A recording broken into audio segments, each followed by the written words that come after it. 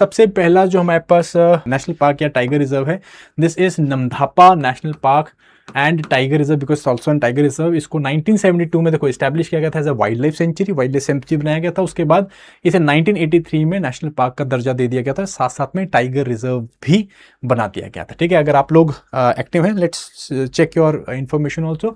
जो tiger reserve हैं, इसको स्टैट्यूटरी बैकिंग कौन से एक्ट के तहत मिलती है, आप लोग मुझे बताइए। ठीक है, क्या टाइगर रिजर्व जो है वो स्टैट्यूटरी बैक्ड है, और है तो कौन से एक्ट के तहत हमने इसे किया हुआ है। ठीक है, तो इसे जल्दी जल्दी बताइएगा, लास्ट में से बताऊंगा। ठीक है, नमधापा नेशनल पार्क हमारे देश का ईस्टर्न मोस्ट नेशनल पार्क या हमारा प्रोटेक्टेड एरिया है।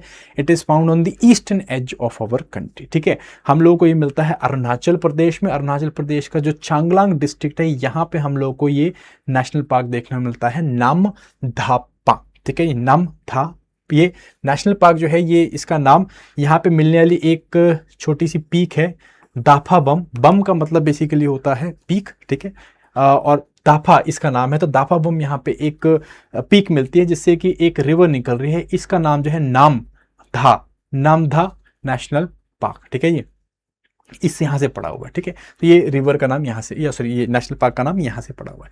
इंपॉर्टेंट चीज़ है, चांगलांग डिस्ट्रिक्ट में निकलती है। ठीक है, बॉर्डर कर रही है म्यांमार को। इंडो बर्मा जो बायोडाइवर्सिटी हॉटस्पॉट है, जो कि हमारे बायोडाइवर्सिटी वर्ल्ड में जो बायोडाइवर्सिटी हॉटस्पॉट उनमें से एक बायोडाइवर्सिटी हॉटस्पॉट है, वो यहाँ पे मिलता है।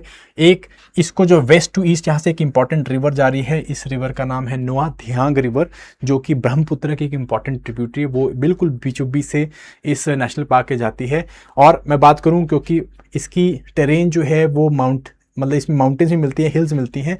ऊपर जो है यहाँ पे आपको मिशमी हिल्स हैं, यहाँ पे मिशमी हिल्स ऊपर की साइड है, नीचे जो है पटकाई बूम मिलती है, ये रेंजेस हैं। तो इनके बीच में आपको ये नमधापा नेशनल पार्क जो है वो मिल रहा है। ठीक है, इसका एलिवेशन, एवरेज एलिवेशन जो है वो 200 मीटर से स्टार्ट हो जाता है, 4,500 मीटर तक जाता है हाइट इसकी। तो यहाँ पे आपको मिक्स्ड वेजिटेशन मिलती है, including evergreen forest, coniferous forest. ठीक है, यहाँ पे अल्पाइन मीडोस ये भी मिलते हैं यहाँ पे, और बहुत ही यूनिक फॉनल स्पीशीज मिलती हैं। ठीक है, क्योंकि इंडो बर्मा जो बायोडाइवर्सिटी हॉटस्पॉट है, इसका एक इंपॉर्टेंट पार्ट है, तो यहाँ पे बहुत ही यूनिक बायोडाइवर्सिटी मिलती है। कुछ एग्जांपल मैं आपको देता हूँ। This is the only national park in the world जहाँ पे आपको 4 इंपॉर्टेंट कैट स्पीशीज जो है, 4 बिग कैट स्पीशीज हमको यहाँ पे टाइगर भी मिलता है। ठीक है, लेपर्ड मिलता है, स्नो लेपर्ड मिलता है, एंड क्लाउडेड लेपर्ड। ये 4 कैट की स्पीशीज, फिलाइन स्पीशीज है, इनको यहाँ पे मिल रही है। ठीक है, इसके अलावा 2 इंपॉर्टेंट स्पीशीज यहाँ पे और मिलती हैं, याद रखना है। पहला है हुलिक गिबन। ये जो वेस्टर्न हुलिक गिबन है, ये एंडेंजर्ड कैटेगरी में आता है। ईस्टर्न हुलिक गिबन जो है वो आपका वल्नरेबल कैटेगरी में आता है। तो हुलिक गिबन स्मॉल एप की स्पीशीज है, वो हमें यहाँ पे मिलती है। और यहाँ पे हम लोग को क्रिटिकली एंडेंजर्ड, IUCN में क्रिटिकली एंडेंजर्ड नमधापा फ्लाइंग स्क्विरल भी मिलती है। ठीक है कि नहीं, तो इसको हम लोग ये जो आपका नेशनल पार्क है, दिस वॉज इन न्यूज़। क्यों? Because long tail dusk walker dragonfly, ये हम लोगों ने यहाँ पे 110 साल के बाद ऑर्डिनेटा स्पीसीज में इसको हम लोगों ने रीडिस्कवर किया है। ठीक है, पिछली बारी मैं इसके बारे में, इस स्पीसी के बारे में ऑलरेडी डिस्कस कर चुका हूँ, ऑर्डिनेटा स्पीसीज क्या होती हैं। ठीक है, और कैसे इसको यहाँ पे हमने डिस्कवर किया, क्या इसके फीचर्स है वो मैं यहाँ पे बता चुका हूँ। ठीक है, चलिए, सो कुछ और इंपॉर्टेंट एस्पेक्ट में यहाँ पे बता देता हूँ। इंपॉर्टेंट इज यहाँ पे एक बहुत यूनिक एप की स्पीशीज मिलती है, हुलिक गिबन, जिसको कि UPSC ने इस बार अपने प्रीलिम्स 2026 में इसका ऊपर क्वेश्चन भी पूछा था। ठीक है जी, और हम लोगों ने इसे कवर भी किया था यहाँ पे।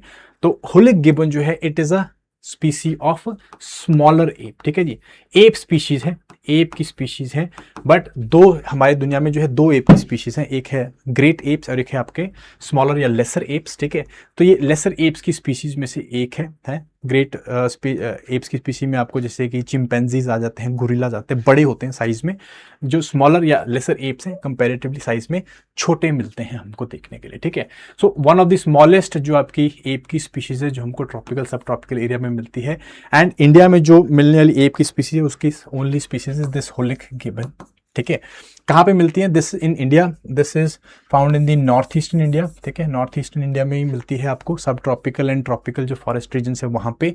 और ओवरऑल जो है वर्ल्ड में जो 20 गिबन स्पीसीज है, उनमें से एक स्पीसी है जो कि इंडिया में मिल रही है। ठीक है, यहाँ पे जो हमें होलिक गिबन मिलते हैं दो प्रकार के हैं, एक हमारे पास है वेस्टर्न होलिक गिबन एंड एक है हमारे पास eastern hoolock gibbon. Western hoolock gibbon जो है ऑलमोस्ट आपको पूरे नॉर्थ ईस्ट में मिल जाएगा, असम, अरुणाचल, मेघालय, मिजोरम, मणिपुर, नागालैंड, और इसको हम लोगों ने एंडेंजर्ड कैटेगरी में डाला हुआ है। और जो आपका ईस्टर्न होलिक गिबन है वो सिर्फ हमें अरुणाचल प्रदेश में ही देखने को मिलता है, ये IUCN में वल्नरेबल कैटेगरी में, ठीक है, याद रखना है इसको। ये जो एप्स होते हैं, ये जो स्मॉलर एप्स हैं, they are arboreal in nature. Arboreal means ये पेड़ों के ऊपर रहते हैं, ट्री ड्वेलिंग होते हैं, और ये जो है the species are known for very very fast movement between the tree branches. एक पेड़ से दूसरे पेड़ के बीच में जो है बहुत फास्ट मूव करते हैं, और ये फास्ट मूव करने के लिए इनके आर्म्स में जो है स्पेशल मस्कुलेशन होती है, ठीक है, जिसे हम ब्रैचिएशन बोलते हैं, ठीक है। इनके जो फोर आर्म्स के मसल्स बहुत ज़्यादा डेवलप होते हैं, जिसके कारण ये बहुत ईजिली मूव कर सकते हैं एक ब्रांच से दूसरी ब्रांच बहुत ही फास्ट तरीके से, ठीक है। So this is your hoolock gibbon. इसके ऊपर क्वेश्चन भी आया हुआ था, ठीक है, this was the question. In case you people want to solve it या if you want to see it, please go ahead and see it, and if you want to take a screenshot you can, ठीक है, internet पे मिल जाएगा आपको। हम लोगों ने इसको काफी डिटेल में कवर किया था। With respect to western hoolock gibbons which of the following statement is correct, ठीक है, करेक्ट स्टेटमेंट बतानी है। नॉर्थ ईस्ट इंडिया में एक सेंचुरी है जो कि इस एप का घर है, और ये इंडेंजर्ड कैटेगरी में आती है IUCN की। स्पेशलाइज्ड ब्राचिएशंस होती हैं जो जिससे कि ये इजीली ट्रीज के बीच में झूल सकते हैं, और ये बहुत ही स्ट्रॉन्ग और हैवी बिल्ड के होते हैं जैसे गोरिल्लाज होते हैं, और फिर भी ये ट्री में बहुत एजाइल तरीके से क्लाइंब कर लेते हैं। तो ये जो तीन ऑप्शन थे इसमें हमको आंसर बताना था, ठीक है।